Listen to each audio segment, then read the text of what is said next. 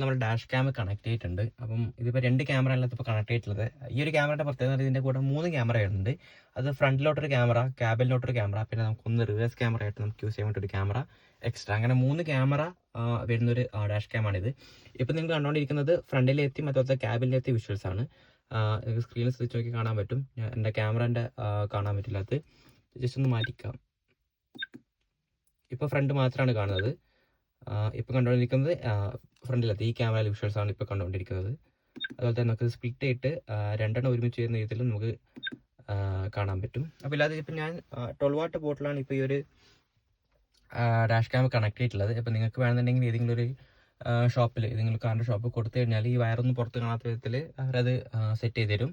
അതുപോലെ തന്നെ reverse camera ഇപ്പോൾ നിങ്ങളുടെ വണ്ടി ഏതാണെങ്കിലും, ഇപ്പോൾ ഇന്നോവ അല്ലെങ്കിൽ താറോക്സ് ഒക്കെ പോലത്തെ ഒരു വലിയ വണ്ടിയാണെങ്കിൽ പോലും അതിൻ്റെ ബാക്കിലോട്ട് എത്തുന്ന വിധത്തിലുള്ള നീളത്തിലുള്ള ക്യാമറ, അതായത് വയർ തന്നെയാണ് നമ്മൾ പ്രൊവൈഡ് ചെയ്യുന്നത്.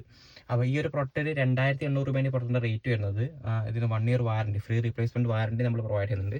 വിത്ത് 3 ക്യാമറ, അതിൻ്റെ 2 ഇഞ്ച് ഡിസ്പ്ലേ ആണ്. ഇതിൻ്റെ ഫ്രണ്ടിലെത്തിയും അതുപോലെ തന്നെ ബാക്കിലെത്തിയും ക്യാമറ 1080p റെക്കോർഡ് ചെയ്യാൻ പറ്റിയ ക്യാമറയാണ്. വളരെ നല്ലൊരു പ്രൊഡക്റ്റാണ്. അപ്പോൾ ഞാൻ പറഞ്ഞ പോലെ തന്നെ 2800 റേറ്റ് വരുന്നത്. 1 ഇയർ വാറണ്ടി ഉണ്ട്. അപ്പോൾ ഓരോ താല്പര്യം ജസ്റ്റ് മെസ്സേജ് അയക്കുക.